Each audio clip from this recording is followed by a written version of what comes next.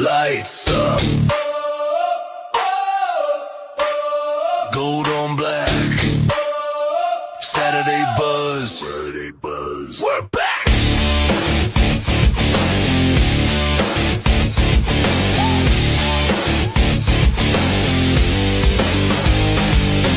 Mic on the table, logo on the wall. From the Star Wall gates to the end zone brawl. Chris breaking numbers, rock bringing heat. From memorial noise to that Hawkins seat. Anchor down live, turn it up. Ride with the Commodores, anchor down live. Anchor down live. Every score, every stat, every locker room roar. Anchor down live. From the crest to the crown of the VU town. Anchor down live. Hit play, lean in, we anchor down. Anchor down live. Anchor down live.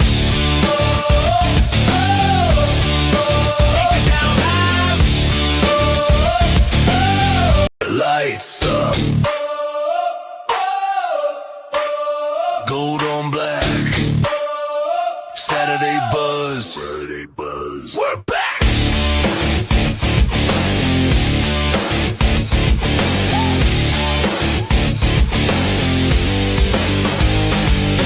Mic on the table, logo on the wall. From the Star Wall gates to the end zone brawl. Chris breaking numbers, rock bringing heat. From memorial noise to that Hawkins seat. Anchor down live, turn it up. Ride with the Commodores, anchor down live. Anchor down live. Every score, every stat, every locker room roar.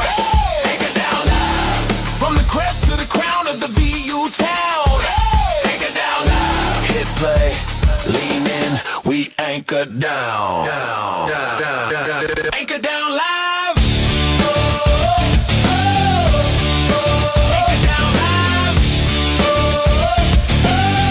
Lights up. Gold on black. Saturday buzz. We're back.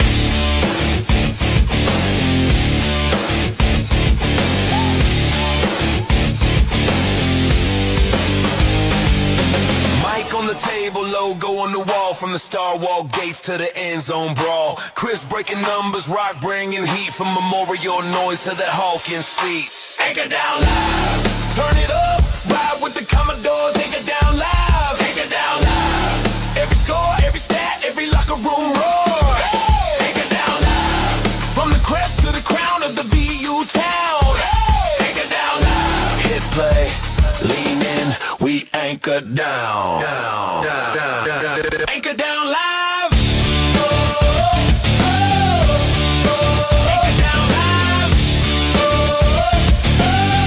Lights up.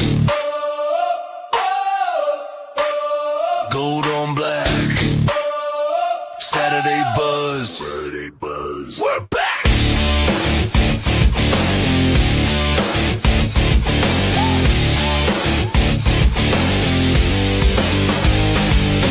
Mic on the table, logo on the wall. From the Star Wall gates to the end zone brawl. Chris breaking numbers, rock bringing heat. From memorial noise to that Hawkins seat. Anchor down live, turn it up. Ride with the Commodores, anchor down live. Anchor down live. Every score, every stat, every locker room roar. Anchor down live. From the crest to the crown of the VU town. Anchor down live. Hit play, lean in, we anchor down. Anchor down live. Anchor down live.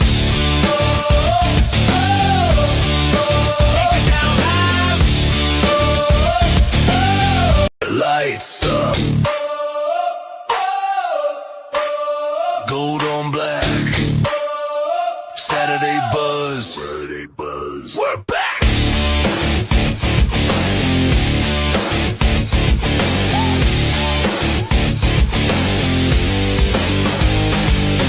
Mic on the table, logo on the wall. From the Star Wall gates to the end zone brawl. Chris breaking numbers, rock bringing heat. From memorial noise to that Hawkins seat. Anchor down live, turn it up. Ride with the Commodores, anchor down live. Anchor down live. Every score, every stat, every locker room roar. Anchor down live. From the crest to the crown of the VU town. Anchor down live. Hit play, lean in, we anchor down. Anchor down live. Anchor down live.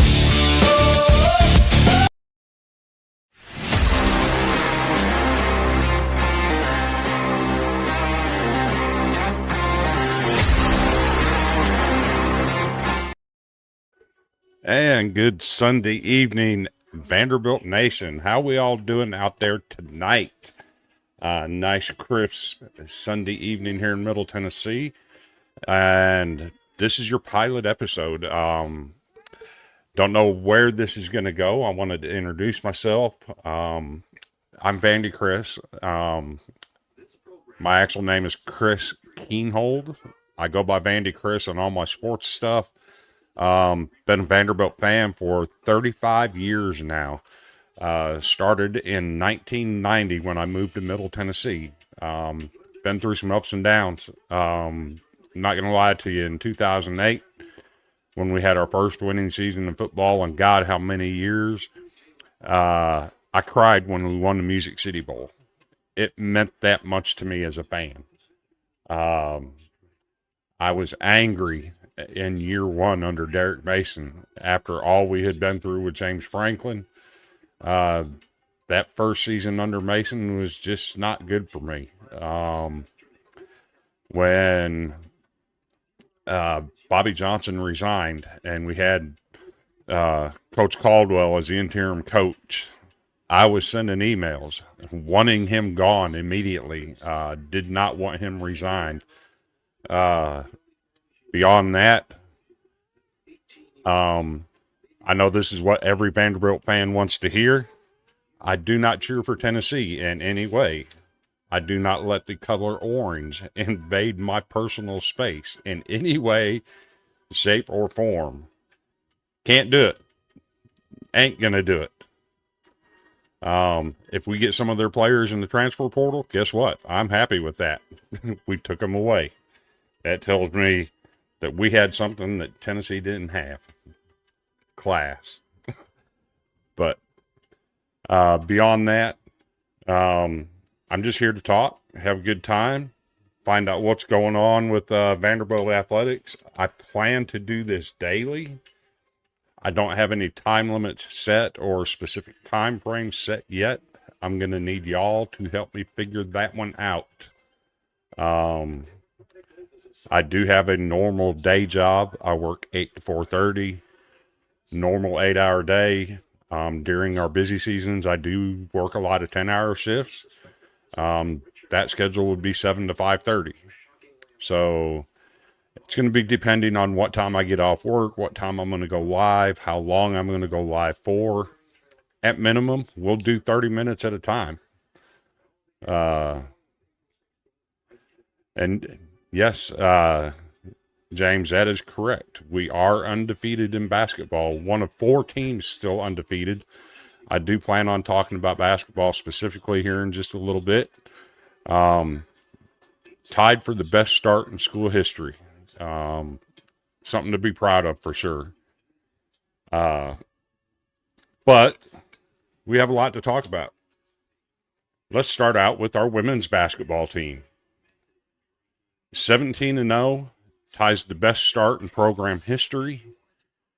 What a start for those ladies. I'll tell you what, Michaela Blakes and Aubrey Galvan, best backcourt duo in America, I contend. I would also say that I expect Michaela Blakes to be a strong candidate for Player of the Year nationally. And I would not be surprised at all to see Aubrey win National Freshman of the Year, which would give us 2 of those back-to-back, with Blake's winning it last year.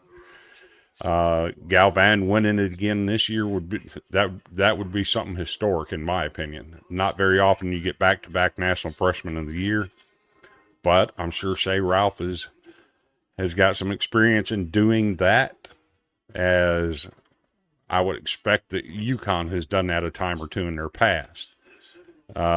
Lady Commodores got a big win at Texas A&M today. Game wasn't close at all. I believe the score was 91-61. I'd have to double check that. and I'll get better at doing stuff like that. I'll have my numbers ready and pulled up, ready to go.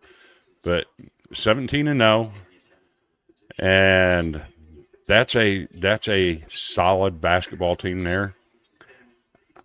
There are about 7 teams in the SEC that any one of them could win it. I do expect South Carolina to be that team that wins the SEC, though. No slide on our Lady Commodores, but South Carolina, until we can beat them, that's where we're at. Other teams I expect to be contenders in the SEC would be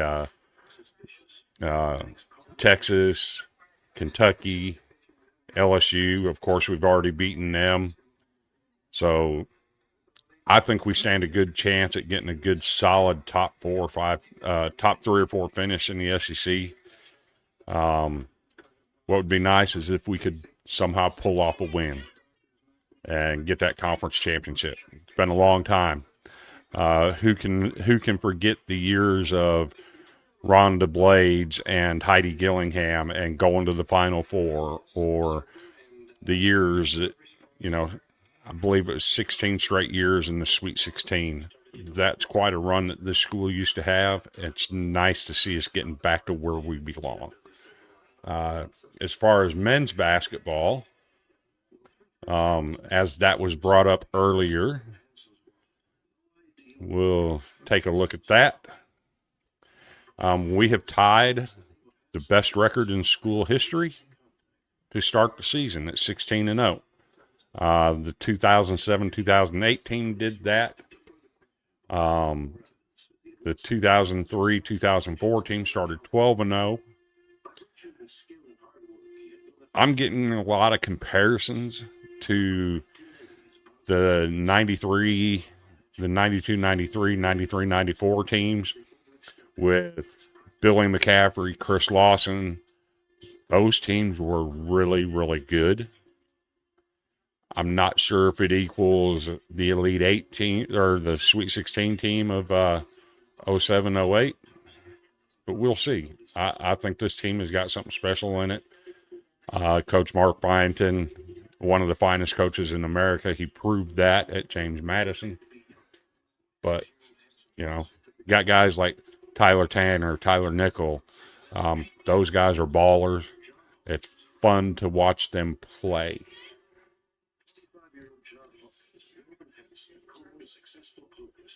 But as far as that, Seth asked all SEC players. It depends if you're talking women or men. In the women, we definitely have Michaela Blakes will be all SEC without question. If Galvan continues to play the way she's been playing at the start of the SEC schedule, I can see her getting in there, maybe second team. On the men, definitely Tyler Tanner. I could see a guy like Devin McLaughlin with all the work he does in the post. I could see him getting second or third team. Maybe Tyler Nickel if he keeps shooting the three. He's struggled the last couple games, but I could see him maybe getting second or third team. Those guys are elite players. Like it or not, the SEC, these guys can play some hoops. Of course, in football, we got to talk about the bowl game. Unfortunately, we did not come out on the winning end of that. But bowl games are bowl games, right? I'm not going to make the excuse that we didn't have all of our players. We had one sitting out, and I don't think that hurt us as bad as what a lot of people would have contended that it would. Of course, we made a game of it at the end. You can't play bad in the first half and expect to have a chance to win in the second half. Same thing happened at Texas. You got behind early. You were up against the wall. It just too little too late to come back. You can't play like that for a half and expect to win a game. So I appreciate my son chipping in here and getting some comments. Starting up a softball program. What are the odds that we start up a softball program? That's a great question. I think the odds are really, really good. Part of the problem is we've never had the space to do it, but in the past couple of years, they have purchased property over on West End. I think it would be an ideal location to put a softball complex. And as far as the first coach, I really don't know. But I'm just going to say, if there's a high school version of Greg Burleson out there floating around that would be interested in leading a program like Vanderbilt, I'd gladly take that person. Of course, Greg Burleson, if you don't know, was a Hall of Fame coach from Summertown High School who had his little program down there in little Summertown, Tennessee, in the state tournament just about annually for the past 10 years. So, solid coach. He'd be my first choice, but beyond that, I would have no idea who would make a great college coach. But that's an excellent question.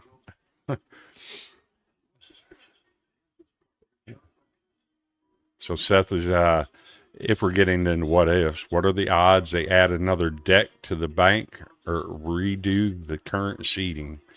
I don't know that the odds are good on that, but I could see them redo the current seating. If I'm understanding the reports, they are changing the seating from bleacher seating to chairback seating. Could be wrong on that, but I think I've read some reports that is happening. If they go to chairbacks in that stadium, that takes it to the next level. As far as adding another deck, I'm happy with the way it's at, with the amount of fans we can get in there. We don't need 100,000. We don't need 80,000 because we're never going to fill it up. That's just the reality of that. But if they do the chairbacks, that upgrades that stadium immensely. So, and if you're wondering, this is a little bit challenging. I typically have a co-host. That's one of the things about the show. If somebody wants to jump in and help me do this, offer to be a co-host. I've had a couple people offer. I have not been able to reach out to those individuals yet. That is something of interest to me because I'm not a good traffic cop, so to speak. I sometimes get lost in my own thoughts. I say, a lot, and I'm just not good like that. There I go again. But I know a lot of people have been waiting for this. It's time. One thing about this show is I'm never going to claim to be an insider. We do have some podcasts out there that cover Vanderbilt that do have insider stuff. The TDR report, the Door report, TDR, Will and those guys do an excellent job on that. Of course, you always have Chris Lee and the Vanderbilt show that Vanderbilt 247 show that they do on YouTube. But we don't have any presence on Facebook other than TDR. I don't think we have any presence on Twitter, but this will be on Twitter. It'll be airing on my Twitter account, which is Vandy Backers, at Vandy Backers. Thanks to College Football Backers for allowing me to be part of them. And, of course, the Golden Broom Podcast, that was my original baby. I have a LSU guy that co-hosts that with me, and we air weekly on Tuesday night which also has a YouTube page and a Twitter page. I will be on there weekly. I'm also airing this podcast on those channels as well. So I'm trying to get it out there, trying to get as many people involved as I can. If you're interested, definitely reach out. Seth says I have to make sure I put my diploma up. Well, let me work on that. That sounds like a good idea, because I will definitely do that. I think Seth Stanley would actually make a good co-host. Never met him. He's always supported me in what I do on my podcasting, be it the Golden Broom, this. He's even chimed in on College Sports, College Sports Villains, the podcast. I am part of the Villains Media Network, which has a host of different shows. I'll be running a commercial for them in just a few minutes. But this is going to be based on what you as the fan want to see. I'm excited to make it that way. You will never have to pay for this content. However, donations would be greatly appreciated. I'm not going to lie about that. But it is what it is. Seth says time was the reasoning behind that. We didn't mess when we talked. We'll mess. I promise you. I do have another project that I work on. I do the Spot the Ball podcast, which covers high school football in the state of Tennessee. I have two co-hosts with me on there. Braden Ivy from Upper East Tennessee. He's a Greenville fan. His son played at Greenville High School. And Mr. Jay Henson. He is a Vanderbilt fan, was at the game yesterday. He does the play-by-play announcements on radio for the Perry County Vikings. And of course, Perry County has a strong connection to Vanderbilt with the Rhodes brothers, Mike Rhodes specifically. And I think it's going to be fun to get this going. Andrew chirping in here. Appreciate you, Andrew. You'll see him in the comments from time to time. Andrew is the founder of Villains Media. He gives me this platform, the ability to do these things. Greatly appreciate his involvement.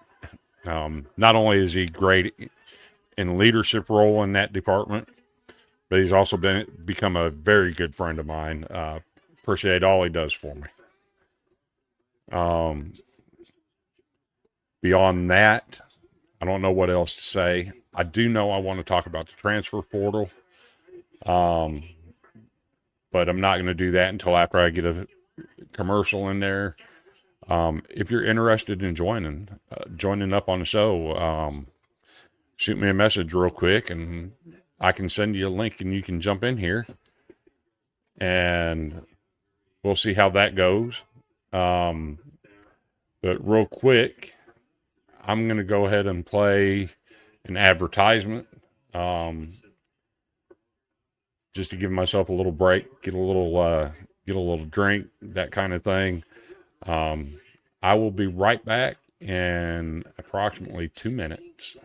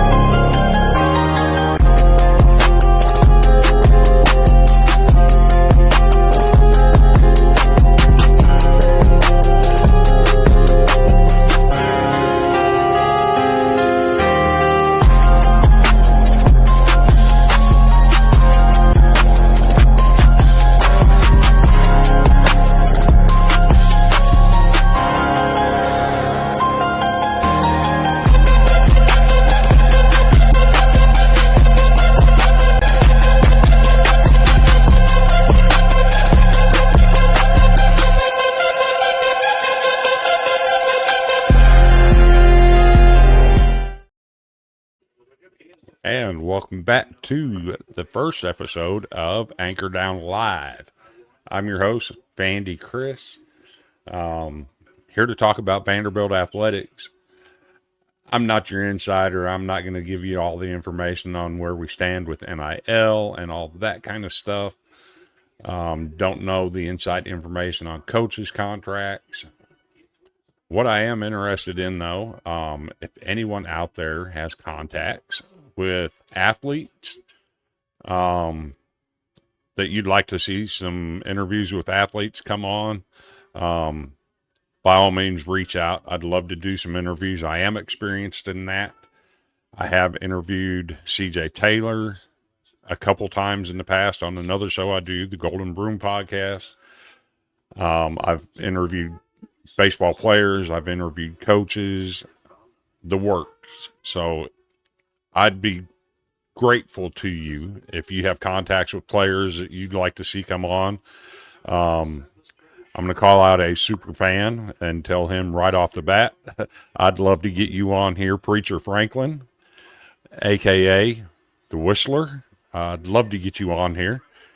I may have to reach out and do that as well.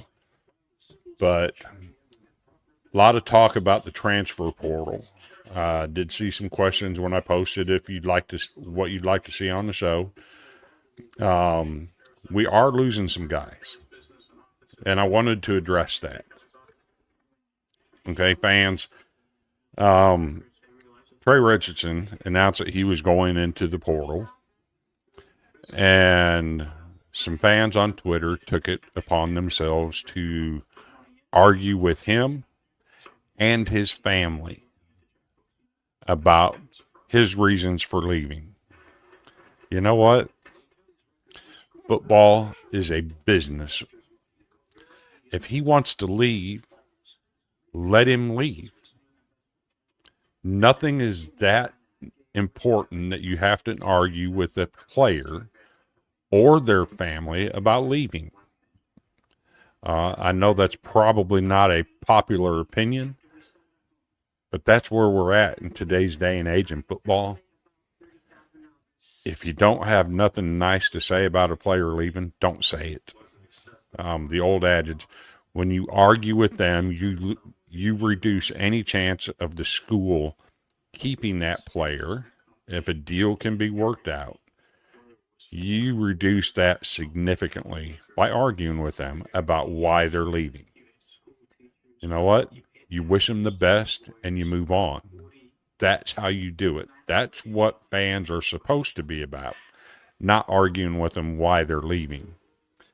That said, we are losing some guys.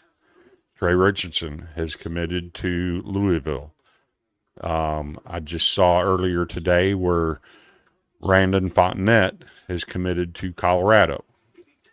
You know what? That's okay. If he can go make a buck at Colorado, let him go make a buck at Colorado. That's what life is about.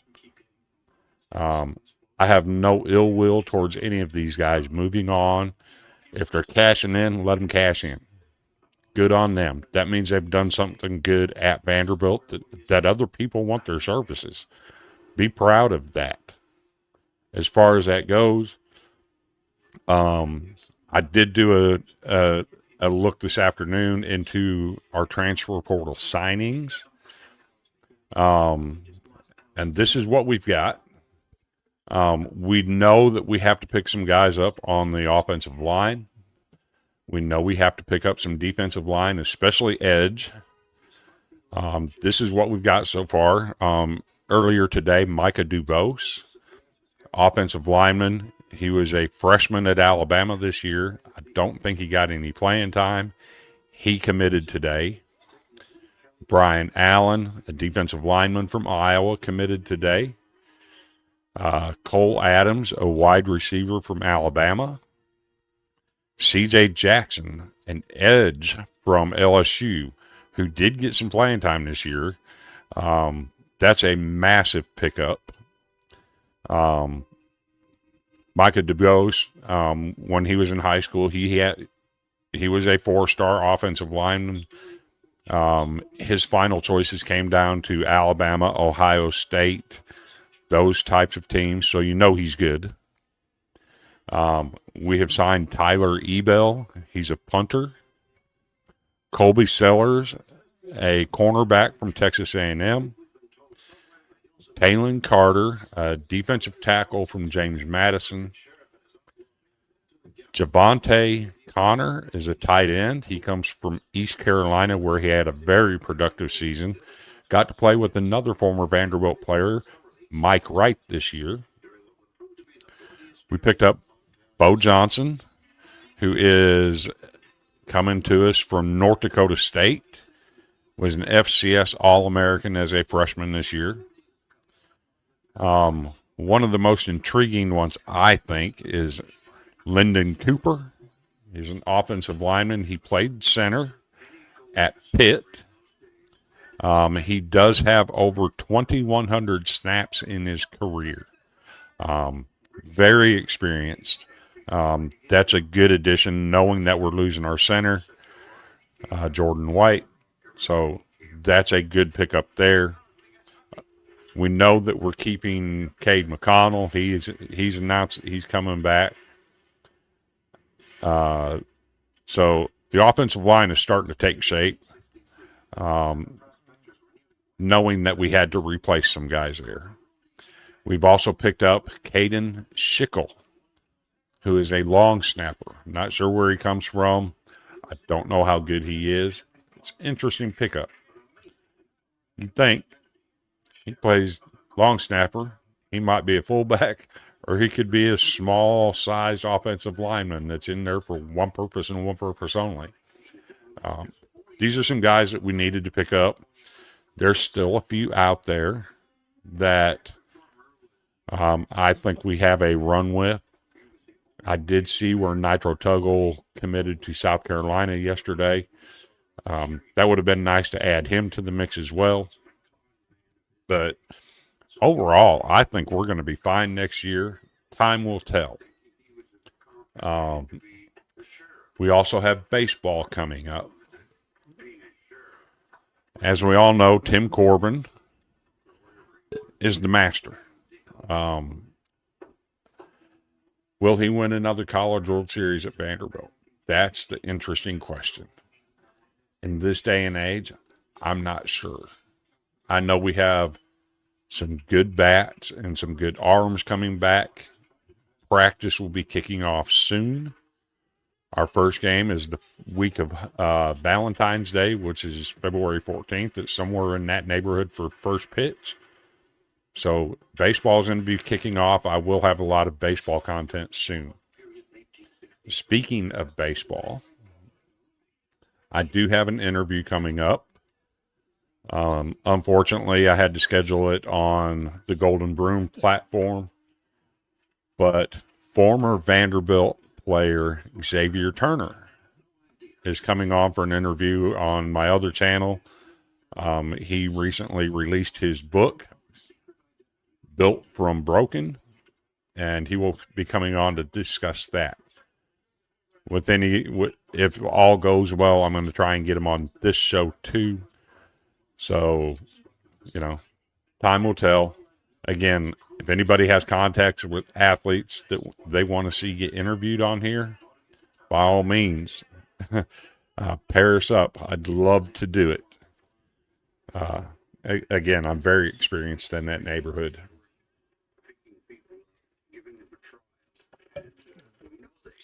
But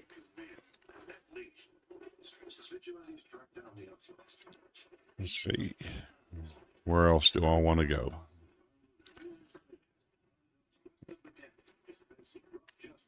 So let's take a look at our basketball game from today. Again, the Lady Commodores traveled to Texas A&M. Got a huge win today. I believe they are one of only four undefeated teams in America. Four undefeated teams are UConn at number 1. Texas is at number 2 at 17-0. UConn's 15-0. Of course, we're at number 7 at 15-0. And Texas Tech. That's an interesting story. They just signed a 7-footer who's eligible immediately. They're 16-0 as well. That's in the coaches poll, or in the AP poll. In the coaches poll, we are number 6. And UConn and Texas are 1 and 2 as well. Looking at the score today, the final score in that one was 91-51. Michaela Blake's. She led us in scoring with 25. Justine Pizza had 22. And Aubrey Galvan had 12, along with 7 assists and 4 rebounds. Aubrey Galvan, fantastic athlete that is making waves in the SEC. For the game, we shot 56% from the field. We shot 50% from the three-point line. When you're shooting like that, it's going to be hard for anyone to beat you, especially with the talent we have on this team. Excited to see where this team goes. But I think the sky's the limit under Coach Shea Ralph. She is fantastic. Where she's taking this program from what she inherited, this is special, right? Because it's what it used to be. We used to be a national power in women's basketball. Got a couple more questions here. What are you putting the odds, the World Series odds on Vandy this year? I'd say we probably have about a 60 to 70% chance of making it. I think Vanderbilt will be one of the top. I personally rank them at number 10 in my personal preseason poll. But they're going to be one of the top 10, 15 programs this year, which gives them a solid chance at getting to the College World Series Omaha, Nebraska. Terry says, are you talking women's basketball? Of course, because, Vanderbilt used to be known for women's basketball. Back in the day, they went to 16 straight Sweet 16s. They were an annual contender for SEC championships. That's what Vanderbilt was known for a long time, was basketball, men's and women's. The men weren't near as good as the women, but they were both solid programs that made annual runs to the NCAA tournament. So as far as the men, I'll pull up yesterday's score, check that out for you. UCF got another big win today. That adds to our preseason schedule. But our men yesterday kind of struggled yesterday. They got out to the big 20-point halftime lead, kind of ran into a wall after that, struggled in the second half. It was like they were treading water. Coach Byington addressed that in post-game press conference. Said he thinks it had everything to do. They had such a competitive game against Alabama on Wednesday night. They didn't get out of the building till after midnight. Of course, that leaves only half a day on Thursday to do anything, and just one day on Friday to, recover from that. And it showed in the second half that their legs weren't under them as much. They weren't as athletic. And it was just like they were kind of treading water. But they held on. They got the job done, 84-73 over LSU. And while I'm at it, I wanted to have some fun with you and show you a couple graphics that I had done that I think you guys will enjoy. Let me get these fixed up here.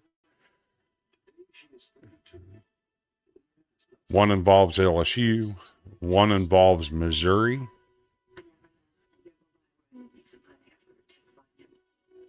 And it'll take me just a second to do this, because I didn't anticipate throwing these up here. But let me go ahead and get them.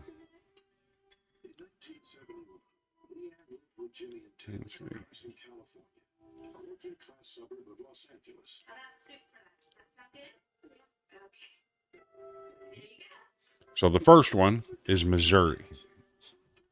So we're going to have some fun here, right? The Missouri Tigers. Vanderbilt has now beaten the Missouri Tigers in the most recent game played in all four major sports. Baseball. The last game we played them was in 2024, and we swept them in that series. The last game we played them in men's basketball was in Nashville at Vanderbilt. We won that game in overtime. The last time we played them in women's basketball was this past week. When I turned it on, it was a 1-point game. Missouri was in the lead at 35-34, and it ended up being about a 30-point victory. We turned it up a notch from that point and just ran off and left them behind. And then, of course, the last game we played them in football was this fall at First Bank Stadium. Of course, we won that. We've beaten them in all four major sports the last game that we played them. So that's one of them. The next one, let me have fun with this as well. The LSU Tigers. This one is interesting. During the collective school year 2025-26, we have not lost at all to LSU. In soccer, we played them in Nashville. That was a 0-0 tie. Then we played them in the SEC tournament. We won that in overtime on penalty kicks. And then again in the NCAA tournament, in the Sweet 16, we beat them again. We're 2-0-1 in soccer. We beat them in football. We've beaten them in women's basketball. And yesterday we beat them in men's basketball.